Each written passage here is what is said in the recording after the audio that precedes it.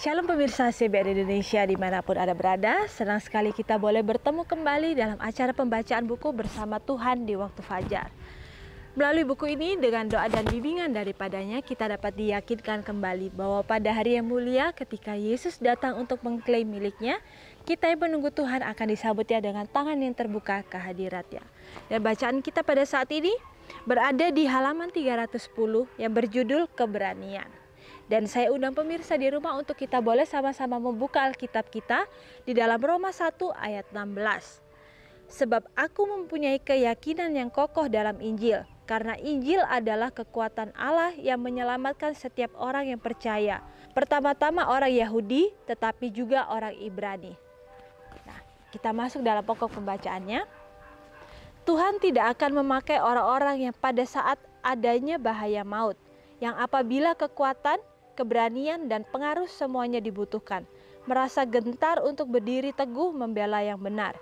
Ia memanggil orang-orang yang akan berperang dengan setia melawan yang salah, berperang melawan pemerintah-pemerintah dan penguasa-penguasa, melawan penghulu-penghulu dunia yang gelap ini, melawan roh-roh jahat di udara. Untuk hal-hal beginilah sehingga ia mau menyampaikan perkataan, baik sekali perbuatanmu, hai hambaku yang baik dan setia. Masuklah dan turutlah dalam kebahagiaan Tuanmu. Alfa dan Omega jilid 3 halaman 117. Jadi bagaimana di sini dikatakan bahwa Tuhan itu tidak akan memakai orang yang pada saat bahaya maut itu kekuatan atau keberanian mereka itu yang saat dibutuhkan itu, tetapi mereka tidak mau menggunakannya.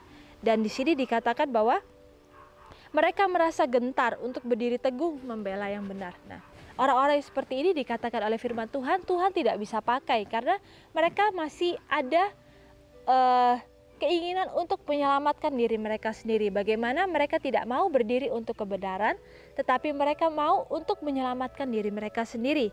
Dan di sini dikatakan bahwa ia memanggil orang-orang yang akan berperang dengan setia melawan yang salah. Jadi bagaimana Tuhan hanya akan memanggil orang-orang yang akhirnya mau untuk memberikan dirinya sepenuhnya bergantung hanya kepada Tuhan. Sekalipun kita harus melawan suatu kekuasaan ataupun suatu penguasa ataupun penghulu-penghulu dari dunia yang gelap ini, tetapi ketika itu memang adalah perintah daripada Tuhan, kita harus menyampaikan kebenaran kepada orang-orang yang salah atau orang-orang yang berbuat salah, maka kita harus menjalankannya itu dengan sepenuh hati kita. Dan di saat itulah dikatakan kita harus setia dalam peperangan itu. Karena seringkali sebelum kita berani untuk berdiri melawan yang salah itu, seringkali Tuhan akan mengingatkan kepada kita bahwa kita juga harus berani untuk melawan kesalahan-kesalahan yang ada dalam diri kita. Seringkali Tuhan mengingatkan kepada kita melalui lingkungan di sekitar kita ataupun melalui alam. Sehingga alam itulah juga sering mengajarkan kepada kita bagaimana kita harus bergantung sepenuhnya kepada Tuhan. Dan seperti mungkin kita bisa belajar daripada burung, daripada binatang-binatang yang lain, bagaimana mereka akhirnya bisa tetap hidup dan tetap terpelihara dengan berkat dan kasih karunia Tuhan. Dan seperti itulah kita harus bergantung sepenuhnya kepada Tuhan. Di saat Tuhan mengirimkan kita dimanapun lingkungan kita berada ataupun lingkungan yang kita tuju untuk Tuhan kirimkan kita ke sana, kita harus mempunyai karakter seperti yang firman Tuhan tadi sudah jelaskan, bahwa kita harus mempunyai keberanian dalam kehidupan kita.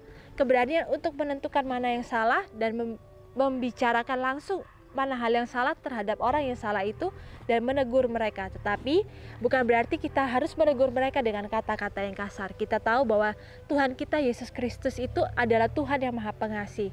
Seringkali Yesus itu menggunakan kata-kata perumpamaan untuk menegur orang-orang yang salah, supaya mereka juga akhirnya tidak merasa sakit hati, tetapi mereka mengerti akan kesalahan mereka. Tetapi tidak semua orang Tuhan ajarkan dengan cara perumpamaan. Seringkali Tuhan langsung menegur kepada orang itu, dan itulah yang boleh kita terapkan dalam kehidupan kita masing-masing. Bagaimana kita harus meminta hikmat daripada Roh Kudus itu, daripada Bapa kita itu, supaya kita tidak salah dalam mengambil langkah. Seringkali kita merasa kekerasan ataupun ketegasan itu harus dijalankan dalam kehidupan kita, dan ketegasan itu memang harus ada dalam kehidupan kita, tetapi bukan melalui kekerasan. Seringkali kekerasan itulah yang justru menutup pintu hati daripada orang yang melakukan sebuah kesalahan. Tetapi ketika kita meminta hikmat ataupun kuasa daripada Tuhan, maka Tuhan yang akan memberitahukan cara yang terbaik untuk menjangkau orang-orang itu. Dan di saat itulah dikatakan kita harus mempunyai sebuah keberanian untuk menyampaikan hal tersebut. Dan di saat kita dikatakan di sini mau menyampaikan hal yang baik dan benar itu, seringkali Tuhan akan menunjukkan kepada kita, baik sekali perbuatanmu yang hai hambaku yang baik dan setia. Jadi bagaimana ini boleh menjadikan sukacita bagi kita, karena ketika kita melakukan hal yang baik dan benar, Bapa kita yang ada di surga itu selalu mengarahkan matanya kepada kita supaya Ia bisa melihat apa yang ada di hati kita secara seutuhnya. Pengharapan dan keberanian adalah unsur yang penting untuk pelayanan yang sempurna bagi Tuhan. Ini adalah buah-buah iman. Patah semangat adalah dosa yang tidak beralasan. Tuhan sanggup dan rela mencurahkan ke atas hamba-hambanya dengan lebih limpah kekuatan yang mereka butuhkan untuk menghadapi ujian dan cobaan. Jadi bagaimana di sini dikatakan pengharapan dan keberanian itu adalah unsur yang penting dalam pelayanan Tuhan. Bagaimana itu tidak boleh kita abaikan dan tidak boleh kita anggap itu sebagai hal yang remeh dalam kehidupan kita. Karena ketika kita mempunyai pengharapan, kita tahu bahwa Yesuslah pengharapan kita yang sempurna. Ia juga akan memberikan kepada kita keberanian dan Ia juga akan memberikan kekuatan kepada hidup kita. Jadi di sini dikatakan bahwa keberanian itu juga adalah hal yang Yesus berikan dalam kehidupan kita. Dan itu adalah buah-buah dari iman. Lalu di sini juga firman Tuhan mengingatkan kembali kepada kita bahwa patah semangat itu adalah dosa yang tidak beralasan. Jadi seringkali di sini kita merasa dalam kehidupan kita ini kita tidak mempunyai pengharapan. Kita sering ragu akan kasih dan pemeliharaan Tuhan kita itu. Dan di sini firman Tuhan dengan jelas mengatakan bahwa itu adalah dosa yang tidak beralasan. Jadi bagaimana itu bisa terjadi karena kita melupakan kebaikan dan pemeliharaan Tuhan di masa-masa yang lalu. Di masa Yesus selalu berada bersama dengan kita. Dan itu tidak boleh berada lama-lama dalam kehidupan kita. Bahkan itu tidak boleh ada dalam kehidupan kita. Karena di sini dikatakan Tuhan sanggup dan rela mencurahkan ke atas hamba-hambanya kekuatan yang mereka butuhkan untuk menghadapi cobaan dan ujian. Jadi bagaimana Tuhan itu sanggup untuk memberikan kepada kita sebuah kekuatan untuk menghadapi pencobaan dan menghadapi ujian itu. Tetapi apakah kita mau untuk datang kepada kakinya untuk meminta pertolongannya? Kita bisa memohon kepadanya dan Tuhan akan memberikan. Itu adalah janji Tuhan yang bisa kita tuntut dalam kehidupan kita. Tetapi seringkali kita lupa akan janji dan kebaikan Tuhan yang sudah Ia berikan dalam kehidupan kita itu. Dan di sini dikatakan rencana-rencana musuh terhadap pekerjaannya seringkali telah dicanangkan atau diolah dengan sebaik-baiknya. Tetapi Tuhan bisa menyingkirkan rencana-rencana itu bagaimana besarnya sekalipun. Dan ini Ia lakukan dalam waktu dan caranya apabila Ia melihat bahwa iman hamba-hambanya telah lolos dari ujian. Tertulis dalam buku Alfa dan Omega jilid 3 halaman 134. Jadi bagaimana? Di sini dikatakan bahwa rencana-rencana Tuhan itu seringkali dilakukan dengan sebaik-baiknya dalam kehidupan kita untuk melawan ataupun menyingkirkan rencana-rencana daripada si penghalang itu, daripada setan itu. Dan itu bisa kita dapatkan ketika kita dengan sepenuh hati meminta pertolongan daripadanya untuk lolos daripada ujian-ujian itu. Dan di saat kita meminta pertolongan seutuhnya daripada Bapa kita, maka Ia akan menyediakan berbagai macam cara untuk meluputkan kita daripada ujian-ujian atau rintangan yang setan seringkali bentangkan dalam kehidupan kita. Lalu di sini dikatakan melalui kesetiaan kepada prinsip-prinsip pertarakan yang ditunjukkan oleh orang-orang muda Ibrani, Tuhan sedang berbicara kepada orang-orang muda sekarang. Ada kebutuhan manusia yang mau seperti Daniel bekerja dan berani untuk pekerjaan yang benar. Jadi di sini dikatakan bahwa melalui prinsip-prinsip pertarakan seringkali kita bisa menunjukkan kepada orang-orang itu bagaimana kita mempunyai prinsip yang berdiri teguh. Dan itu kita bisa dapatkan sama seperti Daniel. Daniel itu dikatakan di sini, kita tahu bahwa Daniel itu adalah seorang yang sangat teguh dalam kehidupannya. Bagaimana Daniel tidak terkontaminasi oleh lingkungan di mana ia berada. tetapi ia tetap mempraktekkan atau mempertahankan apa yang ia ketahui sejak masa mudanya. Dan itu termasuk dengan prinsip-prinsip pertarakan. Bagaimana Daniel memilih apapun yang masuk dalam badannya dan dalam pikirannya. Daniel memilih apa makanan yang masuk, apa juga pemikiran-pemikiran lain yang masuk. Dan di saat itulah kita bisa contoh dari kehidupan Daniel. Bagaimana ia memilih dalam setiap hal. Karena itulah ia akhirnya bisa berdiri dalam kehidupan ketika Tuhan ingin memanggil dia atau memakai dia. Lalu di sini dikatakan bahwa ada kebutuhan manusia yang mau seperti Daniel bekerja. Hati yang suci, tangan yang kuat, keberanian ikhlas dibutuhkan karena peperangan antara kejahatan dan kebaikan memerlukan kewaspadaan yang tidak putus-putusnya.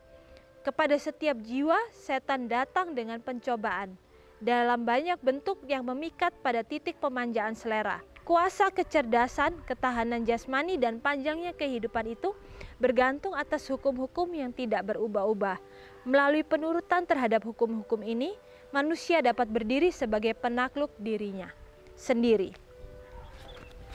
Tertulis dalam buku Alfa dan Omega jilid 4 halaman 99 dan 100. Jadi di sini dikatakan bahwa seringkali hati yang suci, tangan yang kuat, dan keberanian ikhlas itu dibutuhkan dalam pekerjaan pelayanan Tuhan. Dan karena itu peperangan antara kejahatan dan kebaikan itu memerlukan sebuah kewaspadaan yang tidak putus-putusnya.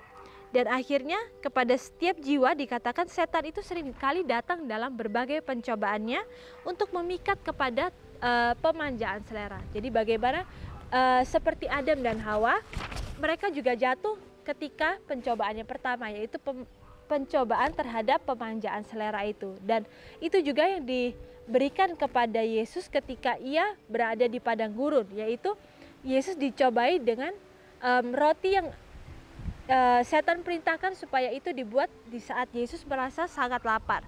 Dan itulah yang seringkali terjadi dalam kehidupan kita. Seringkali kita juga diuji dengan hal yang sama. Seringkali pemanjaan selera lah yang membuat kita jatuh dan akhirnya membuat kita tidak bisa berpikir dengan pikiran yang jernih.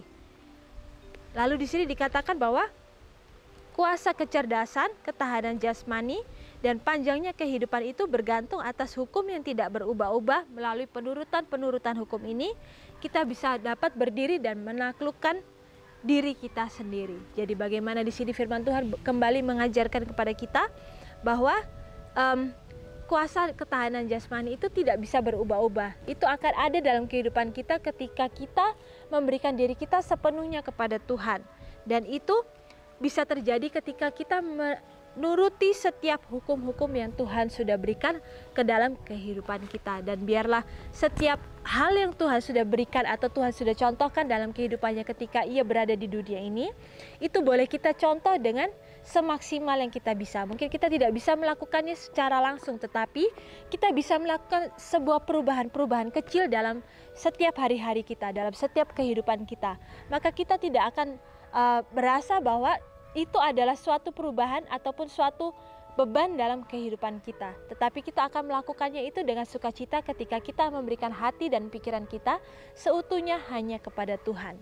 Dan biarlah bacaan yang sudah kita dengarkan ini boleh menjadikan kekuatan bagi kita sehingga kita bisa menyerahkan segala pemikiran, segala kekhawatiran kita, ketakutan kita hanya kepada Tuhan. Dan biarlah kita meminta Tuhan itu untuk mengubahkan dan memberikan kepada kita hati yang baru, hati yang berani, dan hati yang teguh untuk menjalani kehidupan kita di masa yang sangat sulit ini, di masa pencobaan yang setan sering berikan dalam kehidupan kita, sehingga kita bisa didapati menjadi pekerja-pekerja Tuhan yang setia. Dan sampai bertemu kembali dalam acara pembacaan-pembacaan yang selanjutnya.